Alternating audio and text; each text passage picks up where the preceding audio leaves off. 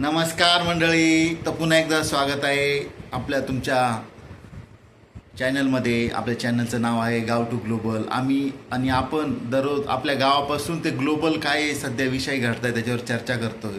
आणि आजचा आपला असाच विषय आहे. शेतकरी मुलांचे पालक म्हणतात जमीन सुनेच्या नावावर करतो, पण तुम्ही लग्नाला हो म्हणा. हो, बरोबर ऐकले तुम्ही. सध्या महाराष्ट्रात शेतकऱ्यांची एवढी बिकट अवस्था झाली आहे. जे शेतकरी मुलं आहे किंवा जे फक्त शेती व्यतिरिक्त अन्य काहीच करत नाही, त्यांच्या लग्नाची फार बिकट समस्या सध्या महाराष्ट्रात तयार झाली आहे. आणि या समस्येला जे काही कारणं आहे ते कारणं जसे की शेतीमालाला नसणारा भाव, शेतीला नसणारी प्रतिष्ठा, वाढलेली महागाई आणि हे सोशल मीडियाचा झालेला प्रचार आणि प्रसार.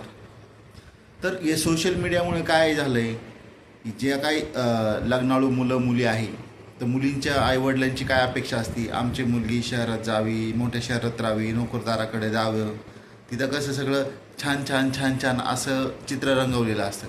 पण रील आणि रिअल लाईफमध्ये फार फरक असतो. जसं जरी तुम्ही रीलमध्ये दाखवलं की शहरातले लोक फार सुखी आहे, पण हे तसं काही नाही आहे. शहरातले लोक हे काय 9 ते 6 नोकरी करता, जवळपास सगळ्या लोकांचं आयुष्य EMIवरच चालू आहे. त्या मानाने शेतकरी स्वतःचं कष्टाचं खातोय, भले त्याला बाजारभाव नसताना, पण ती मानसिक शांतता असते. आणि गावात मिळणारं स्वच्छ भाजीपाला असू दे, स्वच्छ हवा असू दे, तिथं असलेली जीवाभावाची माणसं असू दे, सुखदुःखात तुमचे सामील असलेले लोक असू दे, या गोष्टी शहरात मिळत नाही. पण सोशल मीडियाने रील आणि रिअल इम्पॅक्ट इतका जास्त केला आहे की शेतकरी मुलांचं लग्न त्यामुळं होत नाही. आज कोणी तुम्ही लग्नाळू मुलींना विचारा, तुम्हाला म्हणजे कसा मुलगा नवरा म्हणून हवा आहे किंवा तुमच्या पतीमध्ये तुम्ही काय बघताय, तर तेच सांगणार, आम्हाला 2 लाख 3 लाख महिना कमावणारा हवा आणि त्यांनी काय घरकामाला बाई असायला पाहिजे, शहरात फ्लॅट पाहिजे, गाडी पाहिजे, आईवडील इकडे गावी पाहिजे. पण ह्या ज्या अपेक्षा आहे ह्या फक्त आपण ज्या म्हणतोय ना, ह्या अतिशोक्तीपूर्ण अपेक्षा आहेत. प्रत्यक्ष जेव्हा शहरातले मुलांना जर आपण विचारलं तर तुम्हाला काय वाटतं, तुम्ही शहरात जॉब करून सुखी का गावाला सुखी असतात, तर सगळे जणांचं हेच उत्तर असतं की कंपनी आम्हाला तर सॅलरी तर देते, पण कंपनी आम्हाला एवढं राबवून घेते की आम्हाला कधी विकेंड येतो, सॅटर्डे संडे येतो, असं होऊन जातं. तर माझं सगळ्या मुलींना हे सांगणं आहे की तुम्ही सर्व सारासार विचार करून या लग्नाच्या प्रक्रियेत जो काय मुलगा आहे तो तुम्ही निवडावा.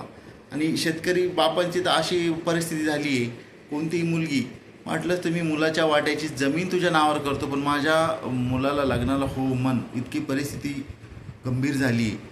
आणि नुकतंच महाराष्ट्र शासनाच्या विधानभवनातसुद्धा हे शेतकरी मुलांचे न होत असलेल्या लग्नाबद्दल चर्चा झाली. तर माझं असं म्हणणं आहे की आपल्या समाजात कसं मंत्री जे लोक यशस्वी झाले, त्यांनी जर शेतकरी घरात मुलगी दिली किंवा शेतकऱ्याची मुलगी करून नेली तर समाजात एक पॉझिटिव्ह इम्पॅक्ट पडेल. आणि त्यामुळे समाजसुद्धा शेतकरी लोकांना पण एक माणूस म्हणून बघेल. कारण शहरात पैसा तर बरं फार मिळतो, पण माणुसकी म्हणा, अडीअडचणीची मदत म्हणा, किंवा हे फक्त तुम्हाला शेतकऱ्याकडेच मिळणार. तर सरकारला पण अशी विनंती आहे, सरकारने प्रत्येक तालुक्याच्या जिल्ह्याच्या ठिकाणी रोजगार तयार करावेत, रोजगार उपलब्ध करून द्यावेत. त्यानिमित्ताने महाराष्ट्रातले जे संबंध अडकलेले जे शेतकरी मुलामुलींची लग्न आहे ते मुलामुलींची लग्न होतील. आणि आपल्या राष्ट्राला पुढं नेण्यासाठी जी प्रजननक्षम पिढी आहे ती नवीन पिढी तयार होईल. कारण तुम्ही जर हे लोकांचे लग्न केले नाही, हा फार सध्या सामाजिकदृष्ट्या फार गंभीर विषय आहे.